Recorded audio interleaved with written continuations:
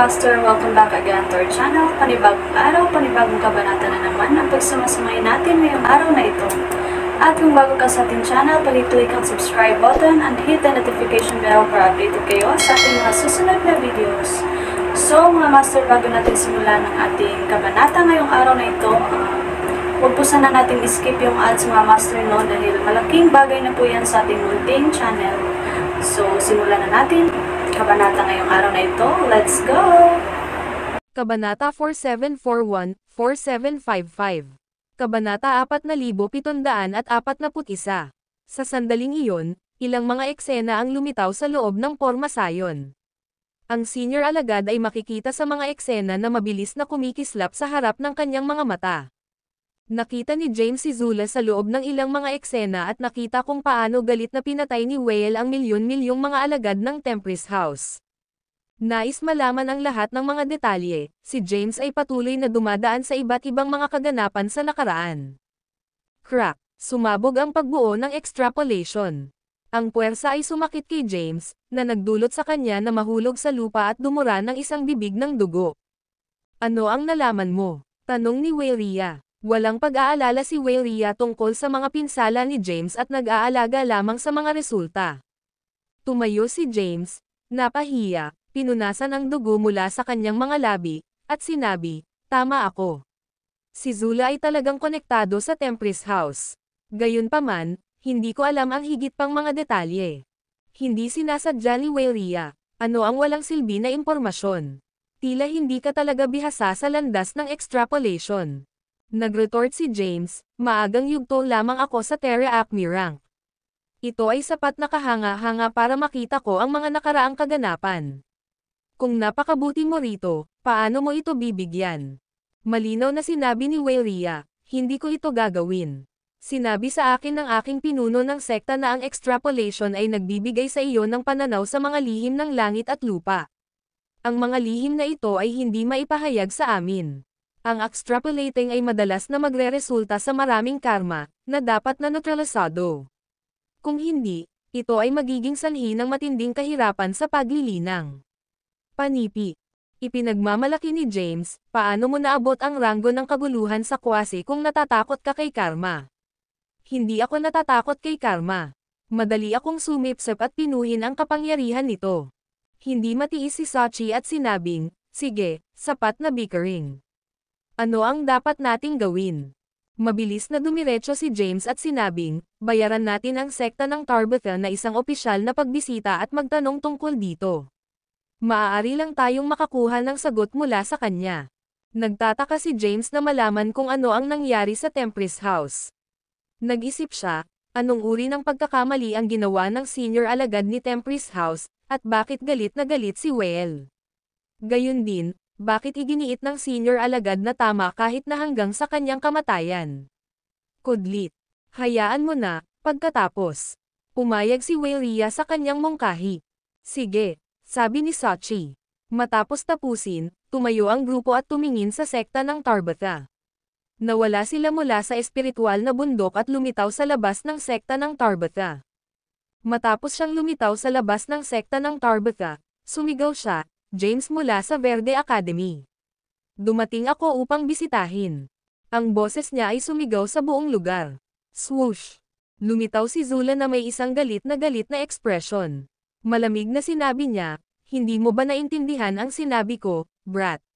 Sa palagay mo ba hindi kita papatayin?" Umakyat si Whale at tinitigan siya bago makapagsalita si James. Pagkatapos, siya ay nag-retort, "Gusto kong makita na subukan mo. Talagang nang-ahas ka bang hawakan ang aking kaibigan?" Si Zula ay tumitig ng diretso sa Whale. Matapos madama ang aura ni Whale, pinakawalan ni Zula ang kanyang kakilakilabot na aura. Nang makita ito, si Zula ay hindi dapat malampasan at ipatawag ang kanyang lakas. Ang nakakatakot na auras ay sumabog mula sa kanilang dalawa. Naapektuhan ng mga auras ang nakapaligid na espasyo at maging ang buong universo. Ang kapaligiran ay panahunan, at ang isang labanan ay tila malapit na. Ang video na ito ay edited by Urban Storytelling. Kabanata 4742. Whale at Zula ay pareho sa ranggo ng Quasi-Chaos. Ang dalawa ay tumayo sa tapat ng bawat isa, at labis na nakakatakot na auras ay lumitaw mula sa kanilang mga katawan. Ang dalawang auras ay nakipag-ugnay at nabuo ang isang nakasisindak na magnetic field. Sina James, Sachi, Winton, at iba pa sa paligid niya ay itinulak pa atras. Bagaman hindi sila pisikal na nakikibahagi sa isang away, tinawag nila ang mga clones sa endless na walang bisa. Ang kanilang laban ay sum-ire sa isang lugar ng endless na walang bisa, at ang mga shockwaves mula sa kanilang labanan ay sapat na upang maging sanhi ng libo-libong mga universo na bumagsak. Boom! Ang dalawang malilimot na clones ay sinampal ang kanilang mga palad sa bawat isa. Ang pangunahing sarili ni Zula ay humakbang pabalik at naglabas ng bibig ng dugo. Ang makapangyarihang aura mula sa kanyang katawan ay nag-alis din. Naging mapatla ang mukha ni Weiria, at natagod siya ng ilang mga hakbang pabalik. Kahit na ang kanilang pangunahing mga sarili ay hindi nakikibahagi sa labanan, pinakawalan nila ang kanilang mga kapangyarihan sa endless na walang bisa upang labanan. Ang labanan ay maikli ngunit matindi. Si Weiria ay nasa itaas na kamay laban kay Zula. Si Zula ay naglabas ng dugo pagkatapos ng kanilang maikling palitan. Inabot niya ang kanyang kamay at pinunasan ang dugo sa kanyang mga labi. Pagkatapos, tiningnan niya ang magandang Weiria at sinabi na nakangiting, hindi masama. Tulad ng inaasahan mula sa engranding sekta ng Theus Sect, malakas ka. Tiningnan ni Weiria si Zula na hindi kanais-nais at sinabi ng basta-basta, hindi ko inaasahan ang isang powerhouse na tulad mo na may tago sa Verde Academy. Matapos matagumpay na linangin ni Weiria ang muling pagbabagong buhay na sining, ang kanyang base sa paglilinang ay patuloy na napabuti, at malapit na siya sa pagpasok sa ranggo ng kaguluhan. Sa makatuwid, tiwala siya sa kanyang lakas. Sa una, sigurado siya tungkol sa pagdurog kay Zula. Gayunpaman, pagkatapos ng kanilang maikling paghaharap, natuklasan niya na siya ay bahagyang higit na mataas kay Zula. Alam ng natitirang bahagi ng pangkat na sina Weiria at Zula ay nakipaglaban na. Masasabi ni James na mas malakas si Weiria. Matapos nilang ikalat ang kanilang mga auras, agad na lumakad si James at sinabi na nakangiting, "Madam, dumalaw tayo, hindi upang labanan." Pagkatapos, lumingon siya kay Weiria at sinaway, "Ano ang kasama mo?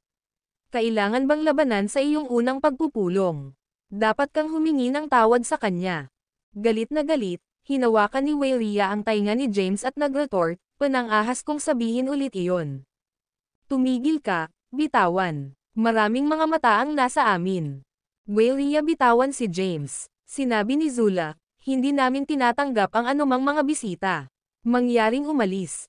Pagkatapos magsalita, nawala si Zula mula sa paningin. Sigaw ni James, "Narito ako upang magtanong tungkol sa isang nakaraang insidente sa Tempest House at kung bakit pinatay ni Whale ang napakaraming mga alagad." Muling lumitaw si Zula at tinitigan si James. Matapos ang isang maikling sandali ng pag-iisip, sinabi niya, "Sundan mo ako." Ang grupo ay pinangunahan sa pangunahing bulwagan ng sekta ng Tarbatha.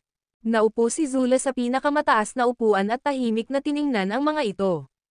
Lumingon si James kay Weiria, na may bahagyang mapatla na kutis, at tinanong, "Ayos ka ba?" Tumugon si Weiria, "Ano ang maaaring maging mali sa akin?" Kahit na ang enerhiya ng dugo ni Weiria ay marahas na bumagsak sa kanya, ayaw niyang umamin kay James na nasugatan siya. "Dapat mong ihinto ang paglaban dito. Mas mahusay na iwaksi ito." Sinampal ni James ang likuran ni Weiria, na nagdulot sa kanya ng isang bibig ng dugo. Agad na naramdaman ni Weiria. Bagaman nakuha ni Weiria ang itaas na kamay sa labanan, si Zula ay nasa ranggo ng kaguluhan sa kwasi sa loob ng mahabang panahon at may napakalaking lakas. Sa kanilang maikling labanan, si Weiria ay hindi maiiwasang napapanatili ng ilang mga pinsala. Ang video na ito ay edited by Herban Storytelling. Kabanata 4743. Weiria ay tumingin kay James nang hindi sinasadya at sinabing, "Napakalakas mo. Sinusuka ko lang ang dugo dahil sa iyo. Kung may isang taong nang ahas na makalapit sa akin, pupurahin ko siya, hayaan kong sinampal nila ako sa likuran." Nais ni Winton na tumawa ngunit nilabanan ang paghihimok. Alam din ni Sachi ang ayaw ni Weiria na magpakita ng kahinaan. Hindi inilantad ni James si Weiria at naisave siya ng ilang dignidad. "Hindi kita sinaktan, di ba? Mabuti ako, mahinahon na sagot ni Weyria. Ibinaling ni James ang kanyang tingin kay Zula sa pinakamataas na upuan. Tumayo siya, hinawakan ang kanyang mga kamay, at sinabi, mangyaring hayaan akong formal na ipakilala ang aking sarili. Ako si James Kayden, ang kasalukuyang pinuno ng Tempris. Ito ay Weyria, Sachi, at Winton. Sila ay mga matatanda ng Tempris House. Tumanggo si Zula bilang tugon. Umupo si James at tinanong, ayon sa intel ng Verde Academy, ang lugar na ito ay dapat na maging punong tanggapan ng sekta ng Malvada. Binigyan ako ng misyon upang paksain ang sekta ng Malvada. Sinira na namin ang karamihan sa iyong mga batayan. Nais kong ipasok ni Winton ang sekta ng Tarbatha upang malaman ang higit pa tungkol sa sitwasyon ng iyong sekta. Gayunpaman, nakita mo sa pamamagitan ng aming scheme. Kinuha mo kami ngunit hayaan mo pa rin kaming umalis. Matapos mapalaya, nagsagawa ako ng isang extrapolation at nalaman na malamang na konektado ka sa isang insidente na nangyari sa bahay ng Tempris ng matagal. Sa makatuwid, napunta ako upang tanungin ka tungkol dito. Kalmado ang sagot ni Zula, hindi ba sinabi sa iyo ng Verde Academy at Whale tungkol dito? Umiling-iling si James at sinabing, hindi. Panipi. Naririnig ito, nahulog si Zula sa malalim na pag-iisip. Pagkaraan ng ilang sandali, huminga siya ng malalim at sinabing, ito ay isang mahabang kwento na bumalik sa malayong nakaraan. Sinimulan ni Zula na ibahagi ang kasaysayan ng distrito ng Verde at kung sino talaga siya. Ang kanyang tunay na pangalan ay si Zula Kailokan, at siya ang nakababatang kapatid na babae ni Whale. Siya ay pinalaki sa Tempris House at kilala bilang isang prodigy. Bumalik noon, ang distrito ng Verde ay hindi kapani-paniwalang magulong. Maraming mga puwersa, at ang pinakamalakas ay tinawag na walang kamatayang sekta. Pinangunahan din ng walang kamatayang sekta ang maraming mga masasamang puwersa sa loob ng distrito ng Verde. Ang kanilang pinuno ng sekta ay isa rin sa pinakamalakas na magsasaka sa distrito ng Verde. Noong nakaraan, isang labanan sa pagitan ng pinuno ng Immortal Sect at ang dating punong guro ng Verde Academy ay naganap. Ang dating punong guro ng Verde Academy ay guro din ni Lothar. Sa kasamaang palad, ang dating punong guro ng Verde Academy namatay sa labanan. Ang pinuno ng walang kamatayang sekta, sa kabilang banda, ay nakaligtas. Gayunpaman, malubhang nasugatan siya. Ang Verde Academy ay matingkad, at ang kanilang puot patungo sa walang kamatayang sweldo ay lumalim. Upang maghayganti sa kanyang guro, pinagsama ni Lothar ang mga powerhouse ng Verde Academy at kinubkob ang walang kamatayang sekta. Nawala nila ang walang kamatayang sekta at maraming mga puwersa sa ilalim nila. Sumali rin si Zula sa labanan na iyon. Gayunpaman, nakatagpo niya ang pinuno ng walang kamatayang sekta nang pumasok siya sa kanilang punong himpilan at natutunan ang katotohanan. Bagaman ang walang kamatayang sekta ay humantong sa hindi mabilang na mga nasirang sekta, ang kanilang kalikasan ay hindi masama. Sa katunayan, ang dahilan ng pagtanggap ng mga masasamang sekta na ito at Rogue Cultivator ay upang mas mahusay na pigilan ang mga ito. Samantala, ang labanan sa pagitan ng pinuno ng Immortal Sect at ang dating punong guro ng Verde Academy ay walang kinalaman sa kani-kanilang mga sekta. Ito ay isang personal na bagay, isang labanan sa pamagat ng pinakamalakas na magsasaka ng distrito ng Verde. Gayunpaman, sinira ng Verde Academy ang walang kamatayang sekta sa pangalan ng paghihiganti. Alam ng pinuno ng walang kamatayang sekta na ang kanyang oras ay halos tumaas. Kapag nakilala ko ang pinuno ng Immortal Sect sa huling pagkakataon, nasa bingit na siya ng kamatayan. Iniwan niya sa akin ang kanyang mga huling salita, na nagsasabing ang kasamaan ay hindi kailanman mapupuksa. Sinabi rin niya na ang pag-iisa sa kanila at pinapanatili ang mga ito sa ilalim ng kontrol ay isang mas mahusay na solusyon kaysa sa pagsisikap na panasan sila. Hiniling niya sa akin na sakupin ang walang kamatayang sekta pagkatapos ng kanyang kamatayan at pigilan ang ilan sa mga nasirang sekta sa loob ng Verde Academy. Ito ay isang mahirap na pagpipilian sa pagitan ng paggawa ng tama at ang Verde Academy. Sa huli, pinili kong gawin ang tama. Gayunpaman, tinawag akong isang taksil at pinalayas mula sa Verde Academy. Matapos ang pangyayaring iyon, lihim akong nakipag-ugnay sa mga inapo ng mga pinatay na sekta at nilikha ang sekta ng Malvada. Sa loob ng mga taong ito, pinapanatili ko ang malapit na pagsubaybay sa kanila. May ibang tao na magkakaisa sa kanila kung hindi ako. Ang sitwasyon ay mas magulong. Tungkol sa nakatatandang alagad, nahuli siya ng isang nasirang sekta habang nasa labas ng pagsasanay. Iniligtas ko siya, ngunit naiinis siya na natanggap ko ang aking tulong. Iginiit niya na nais na patayin ako mula noong ako ay isang taksil. Sa huli, kailangan kong sabihin sa kanya ang katotohanan. Pagkatapos lamang marinig ang lahat ay sa wakas ay tinanggal niya ang pag-iisip ng pagpatay sa akin. Nakalulungkot, nang bumalik siya sa Verde Academy, siya rin ay may tatak na isang taksil na nakikipagsabuatan sa akin. Bumantong hininga si Zula. Ang video na ito ay edited by Urban Storytelling. Kabanata 4744. Zula ay pansamantalang nagbahagi ng ilang mga detalye tungkol sa mga nakaraang kaganapan. Pagkatapos nito, ang senior alagad ng Tempris House ay inakusahan na sumali sa puwersa sa sekta ng Malvada. Bukod dito, sinabi niya na nakipagsabuatan siya sa pinuno ng sekta ng Malvada. Galit na galit si Whale at pinunasan ang lahat ng mga alagad na sumubok na humingi ng buhay para sa buhay ng nakatatandang alagad. Matapos malaman ang katotohanan, si James at ang kanyang mga kasama ay tumingin sa bawat isa. Nasabi ko na sa iyo ang lahat. Mangyaring bumalik ngayon. Tinanggal ni Zula ang kanyang mga bisita at mahinahon na sinabi, kung nais mong ilunsad ang isang pag-atake sa amin, ang sekta ng Tarbatha ay hindi babalik. Hindi kami mga manggugulo, ngunit tatayo tayo para sa ating sarili. Tumayo si James at ang iba pa, hinawakan ang kanilang mga kamay, at nagpaalam kay Zula. Iniwan ng grupo ang sekta ng Tarbatha at tumayo sa labas ng gate ng bundok. Tinanong ni Winton, ngayon ano? Salakayin ba natin o hindi? Tiningnan ni Sachi si James at sinabing, ikaw ang pinuno ng Tempris House, kaya dapat mong gawin ang pangwakas na desisyon. Panipi. Inisip ito ni James at sinabing, bumalik muna tayo. Tinanong ni Winton, paano natin ito iulat? Sinabi ni James na may malabong ngiti, mag-ulat. Ako ang pinuno ng Tempris. Sino ang kailangan kong iulat ito? Pagkatapos magsalita, umalis si James pabalik sa Verde Academy. Sumunod ang kanyang mga kasama sa likuran niya. Di nagtagal, bumalik sila sa Verde Academy. Lahat ay bumalik sa Tempris House upang magpahinga, samantalang si James ay nagtungo sa Verdette House. Marami siyang natutunan mula kay Zula ngunit hindi sigurado sa kanilang pagiging maaasahan. Kaya, nais niyang i-verify ang mga ito sa Lothar.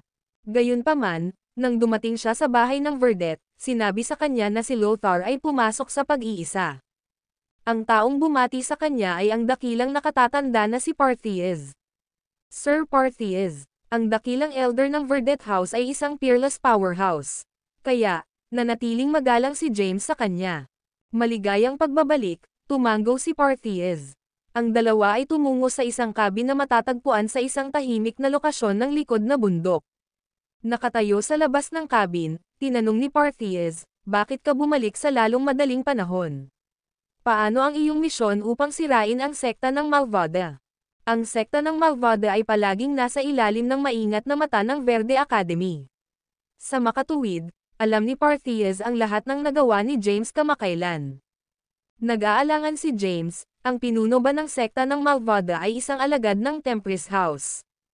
Hinaplos ni Parthies ang kanyang puting balbas. Inaasahan na niya na ilabas ni James ang paksa. Tumanggo siya ng basta-basta at sinabi, oo, dati siyang naging alagad ng Tempris House. Siya rin ang nakababatang kapatid na babae ni Whale. Sa kasamaang palad, siya ay naiinis sa pamamagitan ng mga masasamang paraan at ipinagkanulo ang Verde Academy. Sumali siya sa walang kamatayang sekta at kalaunan ay naging pinuno ng sekta ng Malvada. Panipi. Matapos marinig ito, kumbinsido si James na si Zula ay nagsasabi ng totoo. Hindi ko makumplito ang misyon na ito. Magpadala ng ibang tao upang gawin ito. Tumayo si James at nagsimulang maglakad palayo. Sigaw ni Parthies, mapangahas. Mag-post ng nabigasyon. Ang video na ito ay edited by Urban Storytelling. Kabanata 4745. Parthies' voice rumbled tulad ng thunder, na naging sanhi ng mga tainga ni James. Ito ay tumagal sa kanya ng ilang sandali upang maalala ang kanyang sarili. Tumalikod si James at tiningnan si Parthies, na tumayo na. Malamig na sinabi ni Parthies, Ang Whale ay dumaan sa mahusay na pagsisikap na gawin kang pinuno ng Tempris. Walang takot si James sa harap ng dakilang nakatatanda ng Verdet House. Matapang niyang kinwestiyon, walang sino mang sisihin para sa dating punong guro ng Verde Academy. Yet, ang mga powerhouse ng 5 bahay ng Verde Academy na nagkakaisa upang sirain ang walang kamatayang sekta. Nagretort si Parthiez, alam ng lahat na ang walang kamatayang sekta ay masama. Ang pinuno ng Immortal Sect ay nasugatan, at ito ang pinakamahusay na oras upang mapawi ang mga ito. Pagkatapos ng pinakamalaking problema ay nawala, mas madali itong harapin ang mas maliit na puwersa sa ilalim nila. Tumugon si James, ganito ba? Wala bang makasariling motibo? Hindi ba upang maghayganti sa dating punong guro ng Verde Academy? Kung gayon, ano ang gumagawa ng? Ang Verde Academy ay naiiba sa isang napinsalang sekta. Pinigilan ng walang kamatayang sekta ang mga nasirang mga sekta na ito, na pumipigil sa kanila na gumawa ng anumang bagay na overboard. Sa kanila, ang distrito ng Verde ay magiging kumpletong kaguluhan. Panipi. Nahaharap sa pagtatanong ni James, si Parthiez ay matingkad. Malamig siyang sumagot, bumalik sa Tempris House at pag-isipan ang iyong sarili. Kung hindi mo rin makilala ang masama sa mabuti, wala kang karapatang maging pinuno ng Tempris. Malamig na sinabi ni James, wala akong pakialam sa posisyon. Kung hindi para sa aking pangako kay Sir Whale, hindi ko nais na manatili sa Verde Academy, na nangangaral lamang ng katwiran ngunit hindi ito isinasagawa. Matapos magsalita, nawala si James mula sa paningin. Bumalik siya sa bahay ng Tempris at pumasok sa isang manor. Kinuha niya ang tsaa sa mesa at bumagsak ito. Pagkatapos, umungol siya, sobrang umihi ako. Si Whale, Sachi, at Winton ay natipon sa manor. Lahat ay tumingin sa kanya sa pagkalito. Nagtataka si Whale, ano ito? Hindi ka ba mag-uulat ng sitwasyon? Huminga ng malalim si James upang huminahon. Pagkatapos, sumagot siya, narinig ko mula kay Parthiez na si Zula ay talagang isang alagad mula sa Tempris House, at kapatid niya si Whale. Ito ay tila sinasabi niya sa amin ang katotohanan. Paano? Iginiit ni Parthiez na tinukso si Zula ng mga nasirang sining at nabigla. Tinangka ni Whale na aliwin siya sa kauna-unahang pagkakataon, na nagsasabing, kalimutan ito. Hindi na kailangang magalit dito. Nasa iba't ibang mga pangyayari.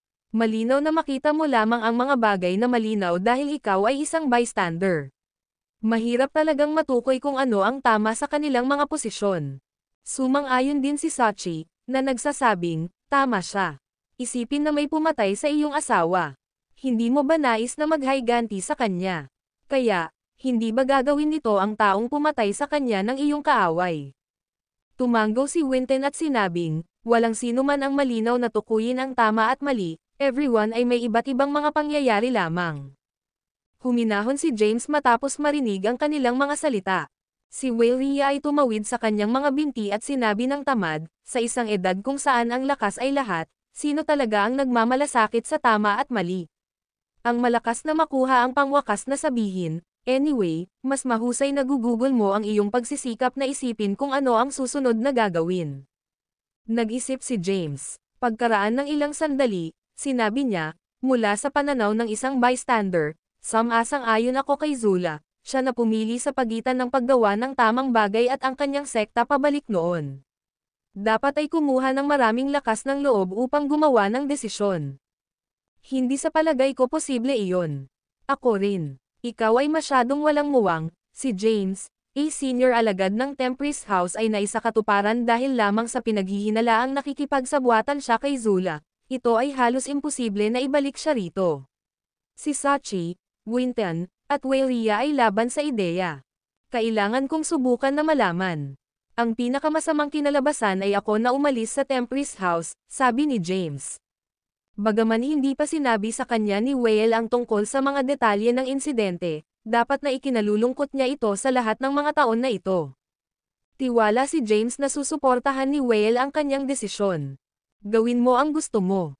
Pupunta ako sa pag-iisa. Nag-iwan si Whale ng ilang mga salita at nawala mula sa manor. Sa susunod na sandali, bumalik siya sa kanyang sariling espiritual na bundok. Then, nagtayo siya ng isang pagbuo ng oras at nagsimulang linangin. Ang video na ito ay edited by Urban Storytelling. Kabanata 4746. Sa nakaraan, nagpakita rin siya ng mahusay na kabaitan. Yamang si Zula ay isang alagad mula sa Tempris House, nais ni James na bumalik siya sa bahay. Matibay siyang naniniwala na susuportahan din ni Whale ang kanyang desisyon. Tinanggap pa ni Whale si Sachi, na may enerhiya na may demonyo. Paano niya tatayo ang kanyang kapatid na nakatira sa labas? Tumayo si Winton at sinabing, maaari mo itong harapin ng mag-isa.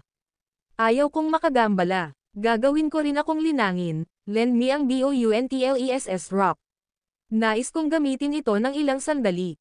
Pagkatapos magsalita, umalis si Winton nang hindi naghihintay sa pag-aproba ni James. Si Sachi lamang ang nanatili. Siya ay ngumiti ng maliwanag at sinabing, dahil gusto mo siyang bumalik sa Tempris House, sasamahan kita. Sige, tumango si James. Pagkaraan, umalis sila sa Tempris House. Itinapon ni James ang Blythe Omniscience at agad na dumating sa sekta ng Tarbata. Nakatayo sa labas ng gate ng bundok, sumigaw si James, ito ako, James Caden. Dumating ako muli. Swoosh! Ang isang pulang sinag ng ilaw ay nagmula sa kalangitan at ipinakita sa isang nakagagalit na babae na pulang damit. Tiningnan niya si James at gaanong sinabi, ano ang ginagawa mo dito? Sinabi ni James na nakangiting, ito ba kung paano tinatrato ng sekta ng Tarbata ang kanilang mga panauhin? Dapat mo akong anyayahan sa loob. Gupitin mo lang ang habol. Si Zula ay nakakakuha ng walang tiyaga. Nais niyang iwasan ang pakikipag-ugnay sa mga miyembro ng Verde Academy, lalo na sa mga Tempris House. Agad na dumiretso si James, na nagsasabing, pagkatapos kong bumalik, napatunayan ko na ikaw ay talagang isang alagad ng Tempris House, ang pinuno ng Tempris, darating ako upang tanggapin ka sa bahay. Haha, sumabog si Zula sa pagtawa. Tumingin siya kay James na parang clown siya. Ano ang sinabi mo? Narito ka upang tanggapin ako pabalik sa Tempris House. Same time na sumagot si James, tama iyon, hindi mahalaga kung bakit ka umalis sa Tempris House, ibabalik kita. Tumawa ulit si Zula at sumigaw, nakakatawa ka. Hindi ko nais na bumalik sa Tempris House, even kung nais ko, maaari mo bang ibalik ako? Ikaw ang bahay ng Tempris, ngunit wala kang pangwakas na sasabihin sa Verde Academy. Tiniyak siya ni James, nang tinanong ako ni Will na sakupin bilang pinuno ng Tempris, ang iba pang mga bahay ay tumutol dito. Sa wakas, ako ay naging pinuno ng Tempris.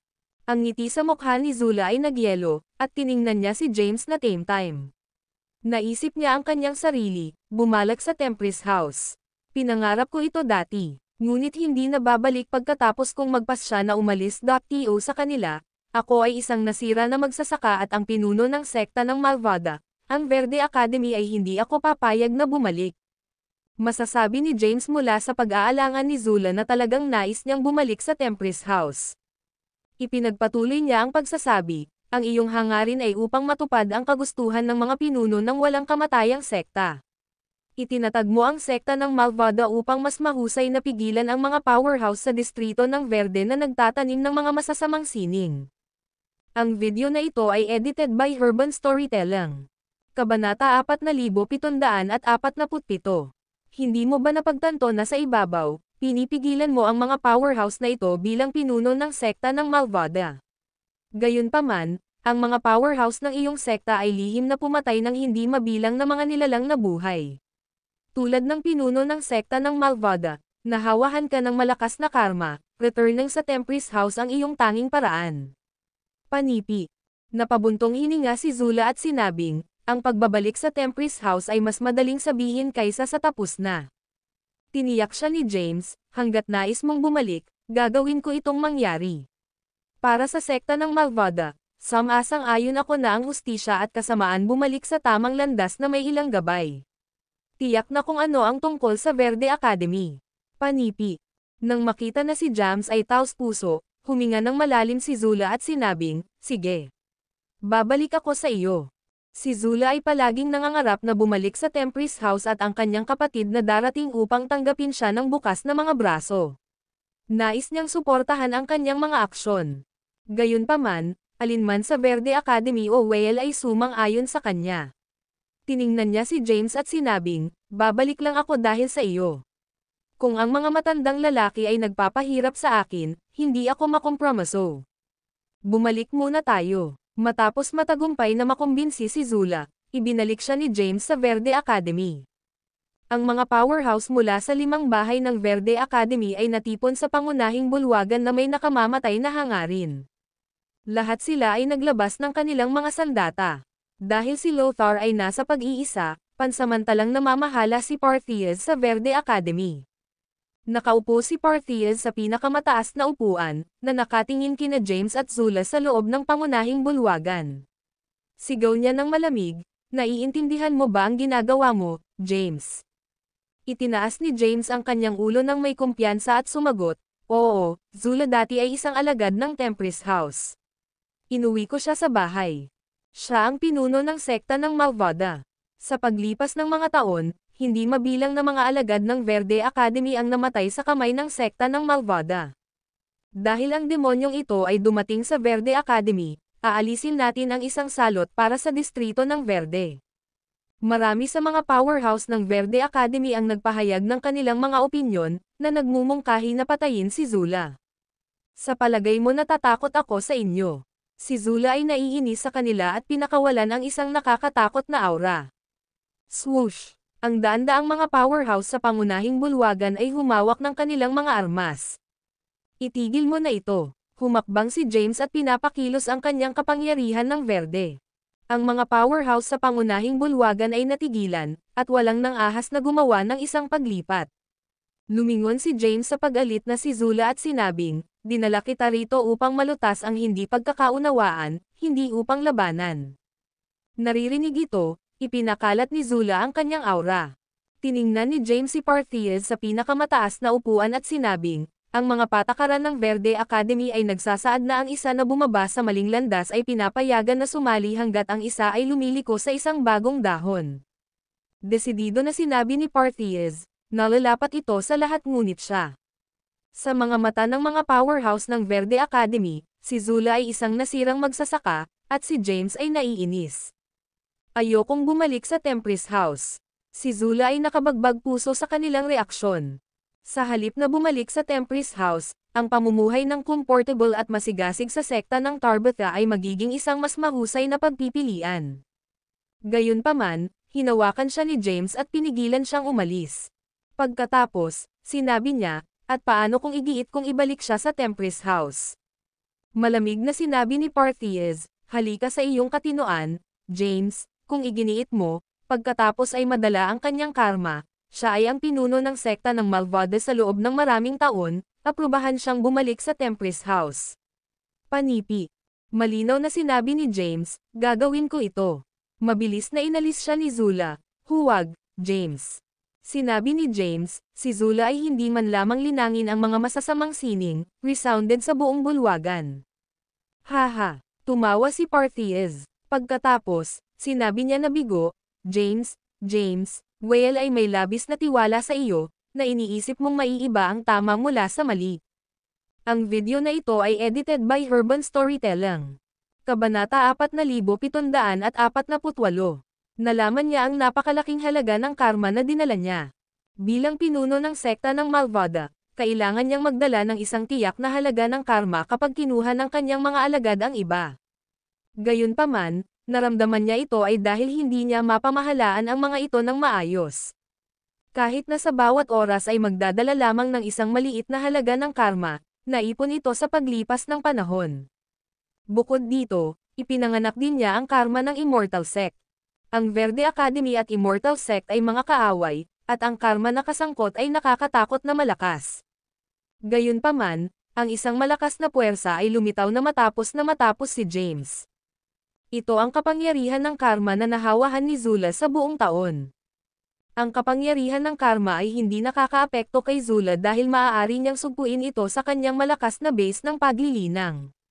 Gayunpaman, ang ranggo ng paglilinang ni James ay mas mababa kaysa sa kanya. Hindi mapigilan ang kapangyarihan ng karma, si James ay natakpan ng mga pinsala. Pinanood ng mga powerhouse si James na napapalibutan ng karma sa pagkabigla. Ang kapangyarihan ng karma ay corroding ang kanyang katawan, landas, at napakapagkakaroon. Mula ngayon, si Zula ay opisyal na isang alagad ng Tempest House. Hindi ako makakapigil kung may maglakas loob na tumutol sa kanyang naririto. Matapos mag-iwan ng banta si James, mabilis niyang hinawakan si Zula at umalis. Sa susunod na sandali, lumitaw sila sa pangunahing bundok ng Tempest House. Agad na naramdaman ni James na mga kasama ang nakakatakot na kapangyarihan ng karma sa kanyang pagbabalik. Si Wayria ang unang nagpakita. Tumingin siya sa lakas ng karma na nakapaligid kay James at gumawa ng ilang mga hakbang pabalik. Nakatitig siya kay James at sinabing, "Ano ang nangyari? Bakit ka napapaligiran ng gayong makapangyarihang karma ng kapangyarihan? Wala akong oras upang makipag-usap. Kailangan kong magtungo kaagad sa pag-iisa." Iniwan ni James ang ilang mga salita at nagmadali na umalis. Lahat ay naiwan na nakatingin sa bawat isa sa pagkalito. Sa huli, ang kanilang mga gazes ay naayos sa Zula. Si Zula ay nagsuot ng isang nababagabag na ekspresyon habang ipinaliwanag niya ang lahat. Agad na nagngangalit si Wayria, walang ingat. Ang brat na iyon ay talagang nag-overestimate sa kanyang sarili. Tulad ng isang magsasaka, dapat niyang malaman kung ano ang karma ay. No powerhouse sa siyam na distrito ng Endlos ay nais na maiwasan ang lahat ng gastos. Hindi siya pumayag sa mga aksyon ni James. Sinabi ni Winton, "Maghintay na lang tayo at tingnan." Galit na sinabi ni Wayria, "Neutralisahin ang aking asno. Ito ay karma ng kapangyarihan na naipon sa katawan ng isang powerhouse sa ranggo ng Quasi-Chaos sa maraming taon na pinag-uusapan natin. At ang kanyang ranggo ng paglilinang, paano niya ito ay neutralize?" Ang video na ito ay edited by Urban Storytelling. Kabanata 4749. Kahit na si Wayria ay galit na galit sa walang ingat na pag-uugali ni James, nababahala siya tungkol sa kanyang kaligtasan at sumulyap sa direksyon kung saan napunta si James. Kasabay nito, ang mga powerhouse ng Verde Academy ay natipon pa sa loob ng kanilang pangunahing bulwagan. Humakbang ang ulo ng Tactir House at sinabing, "Ano ang dapat nating gawin ngayon, Sir Parthies? Pinapayagan ba natin si Zula na bumalik sa Tempest House? Duda ako na bumalik siya na may mabuting hangarin.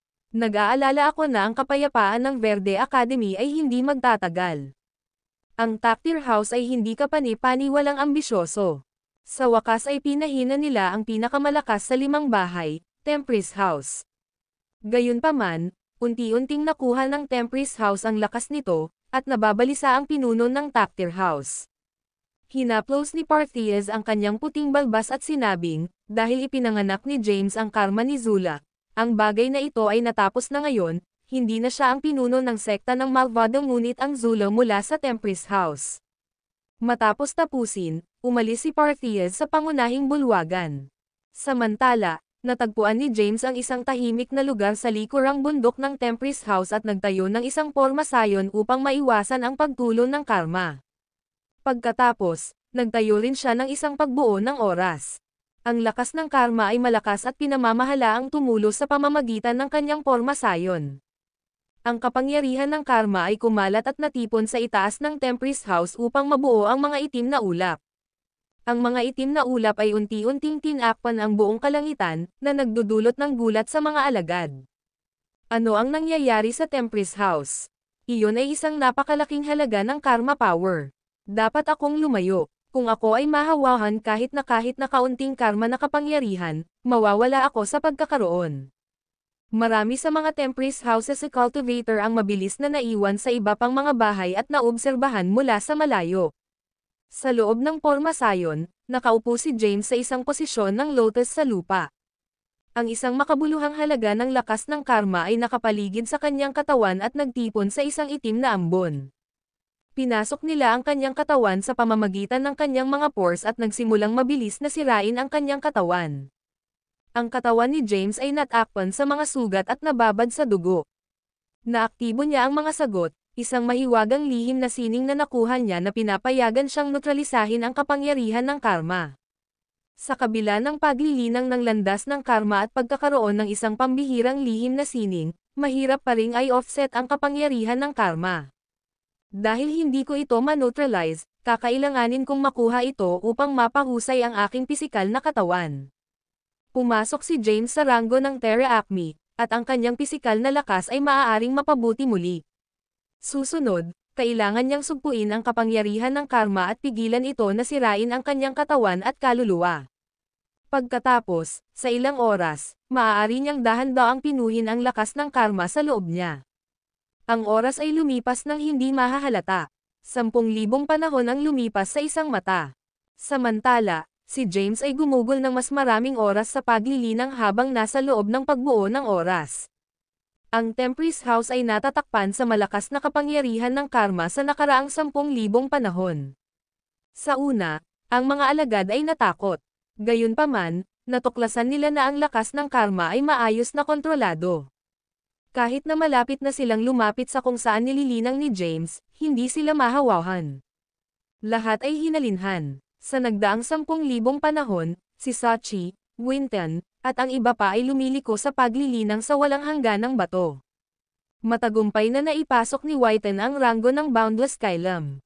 Samantala, mabilis na napabuti ang Sachi matapos na maibalik ang kanyang mga mata sa Dobro, at naabot din niya ang ranggo na walang hanggan sa Kylum.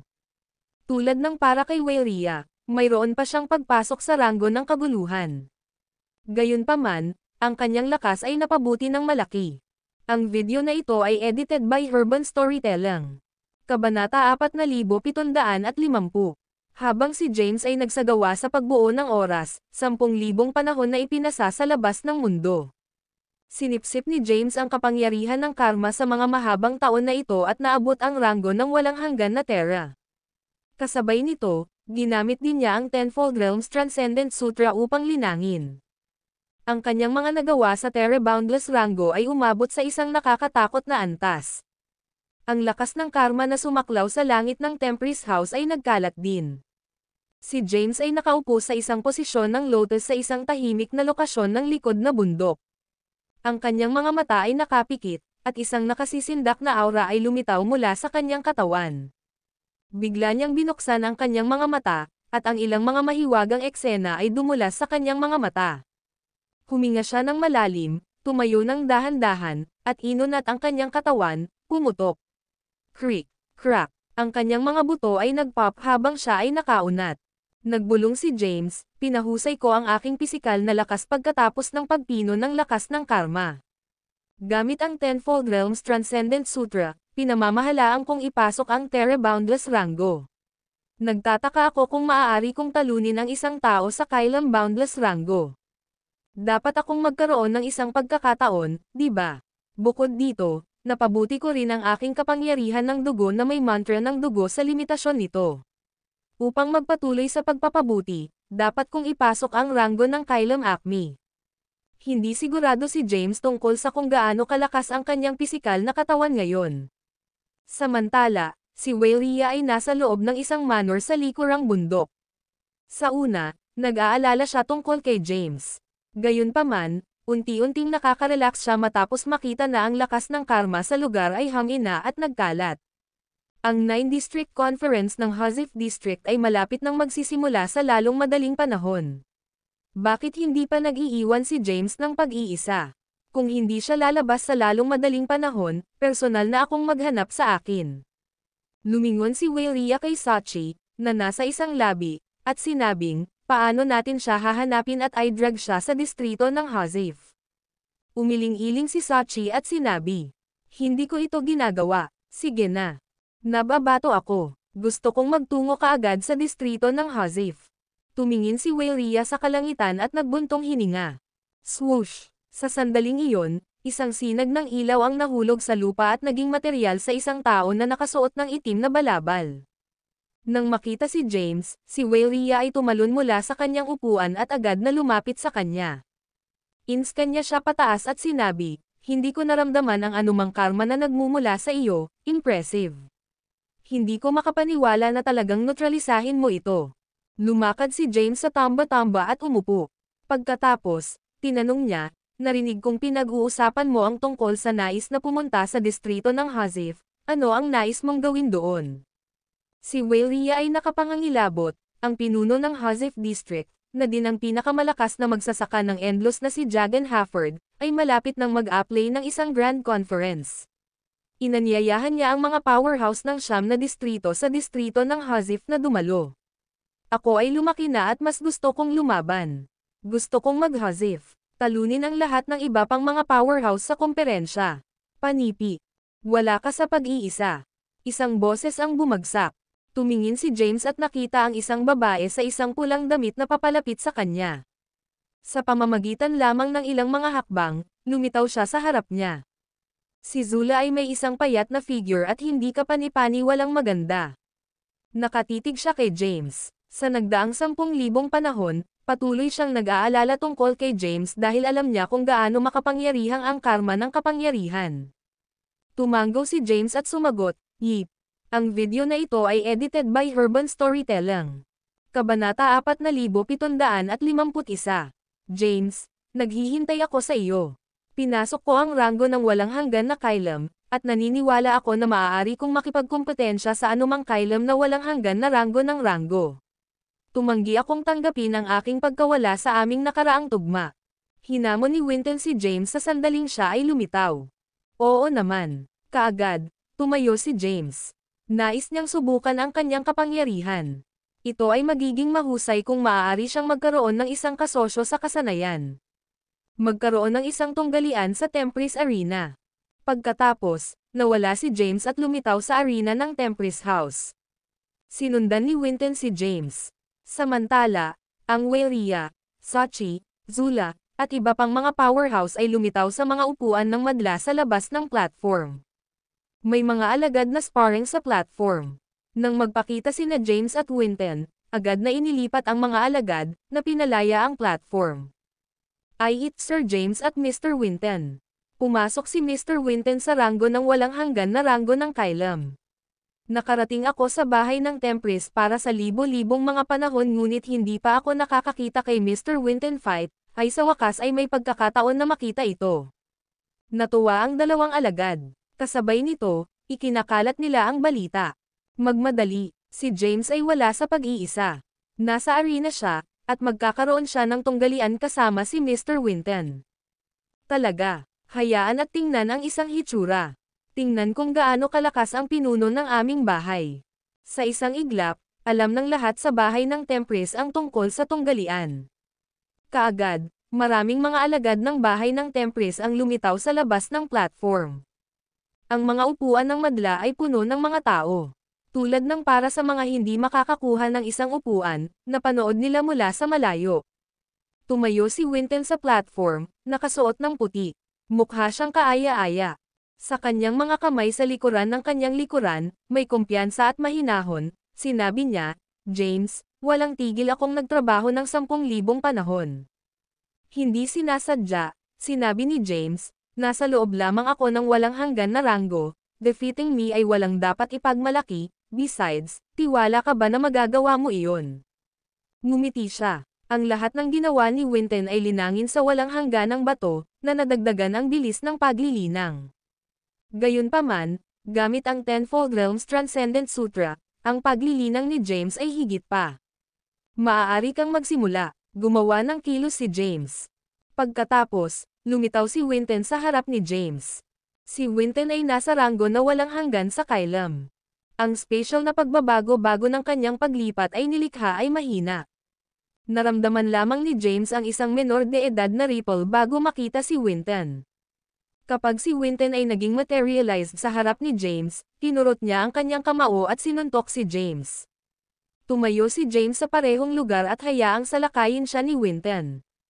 Boom! Ang nakasisindak na kapangyarihan ay nakarating kay James. Bagaman hindi siya nasugatan, ang walang bisa sa likuran niya ay basag. Ang crack ay kumalat tulad ng isang spiderweb. Kapag naabot ang crack sa gilid ng platform, inayos ito ng kapangyarihan ng porma sayon. Naramdaman ni Winton na parang may hit siya ng isang bagay na solid, at ang kanyang kamao ay namamanhid. Hindi niya maiwasang matisod pa atras. Samantala, nanatili pa rin si James na may kalmadong ekspresyon. Inabot ang kanyang kamay, tinapik niya ang kanyang dibdib at ngumiti. "Ito ba ang nakuha mo? Mahina ka, mahina." Nang marinig iyon, nais ni Winton na dumura ang dugo. Nasa ranggo siya ng Kylum. Paano siya tatawagan ni James na mahina? Kahit na hindi pinipilit ni Winton ang kanyang buong lakas, Kakaunti lamang ang mga tao sa distrito ng Verde na maaaring kumuha ng suntok na ito. Hindi siya mahina. Malakas lang si James. Nahihirapan si Winton na paniwalaan na ang katawan ni James ay naging napakalakas. Ang video na ito ay edited by Urban Storytelling. Kabanata 4752. Kahit na hindi ginagamit ang kanyang buong lakas, ang suntok ni Winton ay itinuturing na halos hindi malilimutan sa distrito ng Verde. Ngayon, hindi lamang si James ay nakatiis sa pag-atake ni Winton sa kanyang pisikal na katawan, ngunit ginawa rin niya si Winton na natitised. Kaagad, ang ekspresyon ni Winton ay nagninangas, at lumakas ang kanyang aura. Great. Let tingnan kung maaari mong hawakan ang isa pang paglipat. Inatake muli ni Winton si James. Tumayo si James sa parehong lugar. Sa isang iglap, napapaligiran siya ng mga anino na nagtapon sa kanya ng hindi mabilang na mga suntok. Kahit na ang kanyang katawan ay napakalakas at malakas, hindi niya makatiis ang pag-atake ni Winton. Di nagtagal, maraming mga bitek ang lumitaw sa kanyang katawan, at tumulo ang dugo. Gumamit si James ng enerhiya ng landas upang pagalingin ang kanyang mga pinsala. Kasabay nito, isinaaktibo niya ang libong mga landas na banal na katawan. Ang mas malaking landas ay lumitaw mula sa kanyang katawan. Sa proteksyon ng libong mga landas na banal na katawan, pinayagan niya si Winton na salakayin siya. Ang pag-atake ni Winton ay hindi na nakakasama kay James. Si Winton ay nagpapanatili ng paggamit ng higit pa sa kanyang lakas hanggang sa wakas ay ginagamit niya ang kanyang buong lakas. Nakakuha siya ng kanyang pisikal na kapangyarihan at enerhiya ng landas sa kanyang mga kamao. Pagkatapos, sinampal niya si James. Ang kanyang pag-atake ay sum-ire sa libo-libong mga landas ni James. Bumagsak si James. Sa puntong ito sa labanan, nawalan ng tiwala si Winton. Bagaman hindi pa siya gumagamit ng anumang mga armas o supernatural na kasanayan sa lagda, kailangan niyang aminin na hindi siya tugma ni James. Huminto siya at tinanong, paano ka nagtatanim? Bakit napakalakas ng iyong katawan? Ngumiti si James at sinabing, natanim ako tulad ng dati. Hayaan ang tunggalian. Hindi ko ang iyong tugma. Nalulungkot si Winton. Ang pagkawala kay James ay 2 beses na tumagal sa kanya. Matapos mawala ang nakaraang labanan, naniniwala siya na maaari niyang talunin si James hanggat pinasok niya ang ranggo ng walang hanggan na kailam at nagpatuloy sa paglilinang. Ngayon, kahit na matapos ang lahat ng kanyang lakas, maaari lamang niyang masira ang pisikal na katawan ni James. Bukod, hindi gumamit si James ng anumang enerhiya sa landas sa panahon ng tunggalian. Ginamit lamang ni James ang mas malaking landas, na kung saan ay isang nakatagong kapangyarihan sa kanyang katawan at itinuturing ang kanyang pisikal na kapangyarihan. Sa labas ng platform, si Waylea ay nanonood ng tugma na may interes. Alam niya kung gaano kalakas si Winton. Nang makita niya na masisira lamang ni Winton ang proteksyon ni James matapos gamitin ang lahat ng kanyang lakas, nagkaroon siya ng paghihimok kay Duel James. Swoosh! Ang kanyang katawan ay sumabog at lumitaw sa platform. Ano ang ginagawa mo dito? Nang makita si Waylea, si James ay may masamang pakiramdam at tumalikod. Sa kanyang mga braso sa likuran niya, sinabi ni Waylea, nakita kong nakatanim ka ng nakaraang 10,000 panahon. Narito ako upang suriin ang iyong lakas. Hindi ako lalaban sa iyo. Nadama ni James na hindi siya tugma ni Waylea.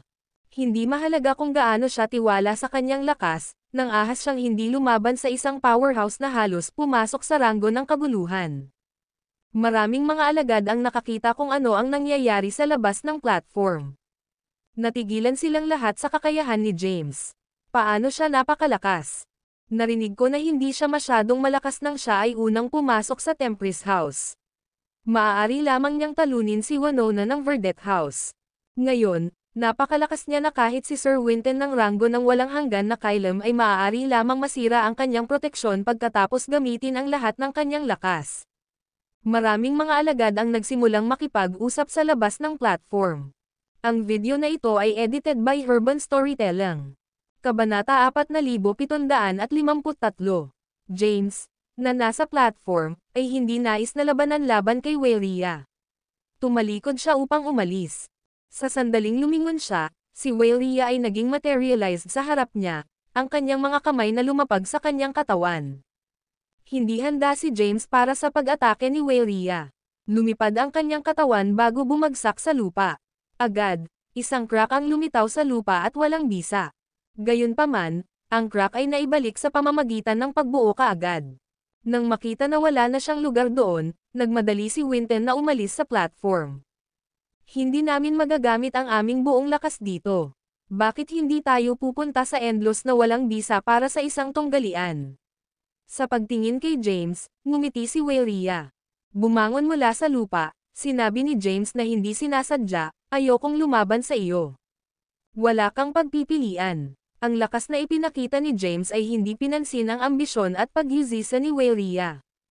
Nais niyang makita kung gaano kalakas si James pagkatapos mag-isip sa pag-iisa sa loob ng 10,000 panahon. Ikaw ay hindi mapigilan sa buong Siyam na distrito. Hindi ako ang iyong tugma. Mangyaring hayaan mo akong umalis, pakiusap ni James. Nakakainis ka. Dahil nagmakaawa si James, hindi na siya itinulak ni Weyria. Ang mga alagad na nanonood ng eksena mula sa labas ng platform ay lumaki ng mas nasasabik. Nais nilang makita ang lakas ni Weyria kaysa kay Winton dahil siya ay isang elder ng Tempris House at ang pinuno ng sekta ng Theas Sect. Pinayagan ni Weyria si James para sa oras. Nawala si James mula sa platform at lumitaw sa manor sa likuran ng tuktok. Nang siya ay lumitaw, sumunod ang ibang tao sa kanya. Tiningnan ni Winton si James at sinabing, kakaiba ka. Mahirap paniwalaan na nasa ranggo ka lamang ng Terra. Tumawa si James. Sinabi ni Weyria, magmadali tayo sa Hazif District. Halos lahat ng mga powerhouse ng Endless Siyam na distrito ay dadalo sa paparating na pagtitipon ng Hazif. Ito ay isang beses isang buhay na okasyon. Hindi na kailangang magmadali. Inihayag ni James ang kanyang kamay at sinabi, lumabas lang ako sa pag-iisa. Gusto kong magpahinga sandali. Ako. Ayokong maglakbay. Panipi, sige, nangyayari ito sa isang panahon. Maaari kang magpahinga ng ilang libong taon. Pag-uusapan natin ito. Si Weyria ay nakikiramay kay James. Samantala, ang tingin ni Sachi ay naayos kay James. May gusto siyang sabihin. Sa pagtingin sa kanya, tinanong ni James, ano ang mali? Mayroon ka bang sasabihin? Sumagot si Sachi, gusto kong pumunta sa distrito ng Aeternus. Maraming taon na ang lumipas. Nais kong ibalik kung ano ang pag-aari sa akin. Sinabi mo na tutulungan mo ako. Pagpunta sa distrito ng Aeternus upang labanan. Darating din ako. Kaagad, naging nasasabik si Weyria. Alam niya ang background ni Sachi at dinala ng pasanin si Sachi. Nang marinig iyon, naging interesado rin si James. Sa pamamagitan ng paraan, ang bawat distrito ng Siyam na distrito ng Endlos ay may sagradong scroll. Alam mo ba ang tungkol sa sagradong scroll ng distrito ng Aeternus? Tumingin si James kay Sachi at nagtanong. Hindi ko ba ito ibinibigay sa iyo? Naguguluhan si Sachi. Binigyan niya ang sagradong scroll ng distrito ng Aeternus kay James matagal na. Bakit hiniling ito ni James? Nahuli si James. Tinanong niya, ang Aeternus mantra ay ang sagradong scroll. Tumanggong si Sachi. Ang aking masama. Nahihiya si James habang sinabi niya, binigyan mo ako ng sagradong scroll ng matagal na ang nakalipas, ngunit hindi ko ito nabasa. Kung alam ko na ito ay ang sagradong scroll, babasahin ko ito kaagad. Hayaan mo akong makita. Si Weyria ay interesado. Nagpakita siya dati. Si James at humingi ng sagradong scroll. Kinuha ni James ang Aeternus mantra mula sa kalawakan at itinapon ito sa Weyria. Dito. Handa niyang ibigay ito kay Weyria dahil alam niya na hindi niya ito maiintindihan. Natutuwa, kinuha ni Weyria ang Aeternus mantra at binasa ito. Pagkaraan ng ilang sandali, natagpuan niya itong mainip at ibinalik ito kay James bago sabihin, hindi ko ito maintindihan. Hindi tiningnan ni James ang sagradong scroll. Sa halip, inilayo niya ito at sinabing, pumunta tayo sa distrito ng Aeternus. Pagkatapos, nalulutas ni Sachi ang kanyang mga sama ng loob sa distrito ng Aeternus, pupunta kami sa distrito ng Hazif. Panipi. Pagkatapos, tiningnan niya ang mga powerhouse sa pangunahing bulwagan at tinanong, Winton, Zula, dalawa ba ang darating? Siyempre, tugon ni Winton. Sumagot din si Zula, wala akong magagawa sa Tempris House. Maaaring mapalakas ang aking isipan. Marahil. Maaari kong maunawaan ang isang bagay at ipasok ang ranggo ng kaguluhan. Panipi. Ang video na ito ay edited by Herban Storytelling. Kabanata 4754. Lahat ay handang pumunta sa distrito ng Aeternus. Lalo na si Waelia. Gusto niyang pumunta kaagad. Gayunpaman, matagal nang gumugol si James sa pag-iisa. Hindi niya alam ang kasalukuyang sitwasyon ng Tempest House. Hindi siya isang kwalipikadong pinuno ng bahay. Pagkatapos ay tinanong niya ang tungkol sa sitwasyon ng Tempest House. Matapos mahuli ang kasalukuyang mga kaganapan, nakaramdam siya ng kasiyahan. Ngayon, ang Tempest House ay hindi na ang pinakamahina sa 5 bahay. Maaari ring isaalang-alang ang pinakamalakas na bahay. Karamihan ay may utang kay Waelia at Zula, na nasa ranggo ng kaguluhan sa Kwasi, pati na rin sina Winton at Sachi, na nasa ranggo na walang hanggan sa Kailam. Sa nagdaang 10,000 panahon, ang Tempest House ay nag-recruit ng maraming mga powerhouse. Bukod, ang Tempest House ay si James, hindi sa banggitin ang Whale, na kasalukuyang lumabas para sa paglilinang. Sa kanilang lahat, ang Tempest House ang pinakamalakas sa 5 bahay. Kahit na ang Verdet House ay hindi maihahambing sa kanila. Bagaman ang Verdet House ay may 2 powerhouse sa ranggo ng Chaos ng Kwasi, ang Tempest House ay may 3. Hindi masama. Sa pamamagitan ng isang ngiti, sinabi ni James, kung bumalik si Whale ngayon, maaari kong iulat sa kanya ang tungkol sa Tempest House. Bago tayo umalis para sa distrito ng Aeternus, kailangan kong ibigay ang mga gawain ng akademya.